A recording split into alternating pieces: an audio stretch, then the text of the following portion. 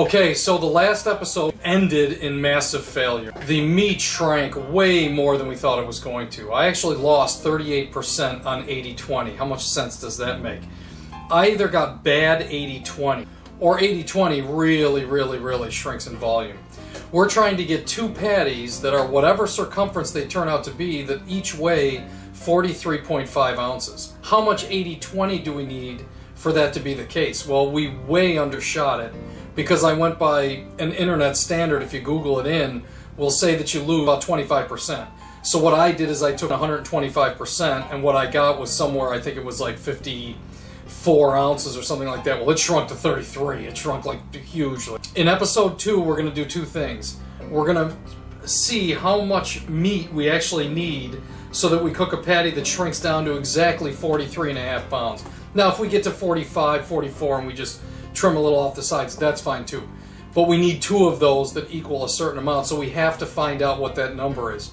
When that's done, we'll also be able to see how round is it. I'm hoping that this pot right here is that circumference, because trying to cook bread with a tin foil mold at that size with that weight, we're trying to cook down to a 7.62 pound bread. First, let's get the meat done and we'll see how that goes.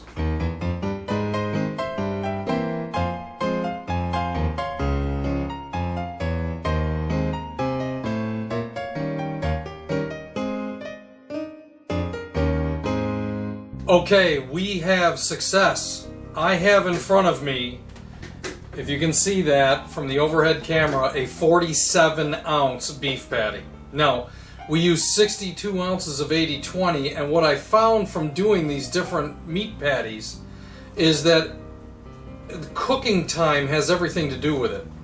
If you cook it too long, it just continues to cook out.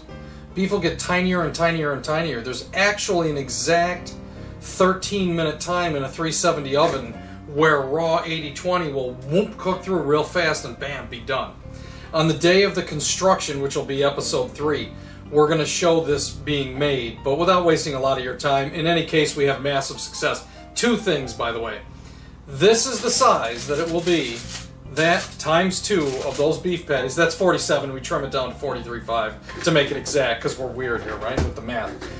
The other thing that we found out is that fits exactly inside this metal container. See that? What that means is that this is officially the diameter of our Big Mac roll. How we get almost 9 pounds of dough not to shoot up about this high, I don't know. That's a challenge for another time. But at least we now have the lot. We're one step closer to the answer. 2 of these are done. 13 minutes, 375 oven, 80-20. We'll put the seasonings in, salt and pepper, all that other yada yada yada. But that's the affected amount on day of construction, episode 3. Okay, so we got lucky. The meat that we made, we know is going to fit in here perfectly, the circumference. This is going to take the place of the tin foil. Now we know that the roll has to be 122 ounces, which means that's going to be 7.64 pounds. Now 6.4 pound roll, does it fit in here or does it overflow this thing? I have no idea, but we're going to let this circumference dictate what we're doing. Now we know that we lost 13% of the roll when we baked the first one, so we're going to use that to assume that we're going to take the 122 ounces that we need and times it by 1.13 or 113%, and that's going to give us 138 ounces, or roughly about 3.17 batches of the first bread we made. We're going to run through the whole process and we're going to have it rise in here, and hopefully it falls somewhere near the top of that and we'll be cool.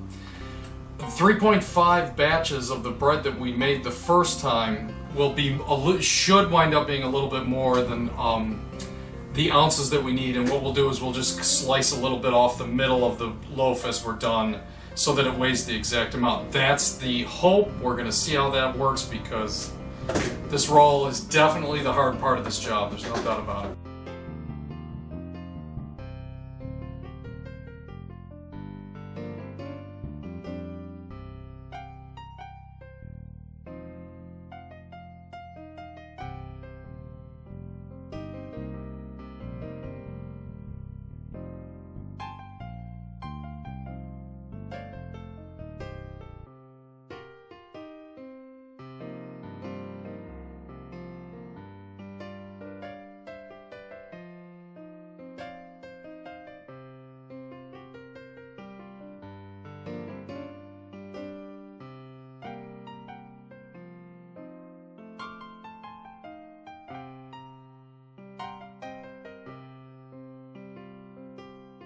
Okay.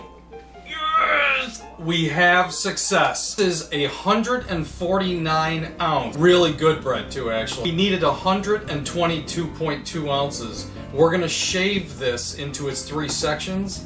And then we're gonna freeze it. We're gonna measure those sections to see exactly what they need. Now that is the 122 ounce exact replica in weight, size, and dimension of that. The regular Big Mac roll that you get.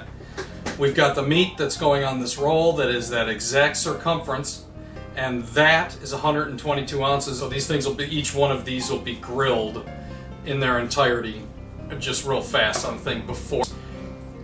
Regular, 20-pound size. Yes, we did it!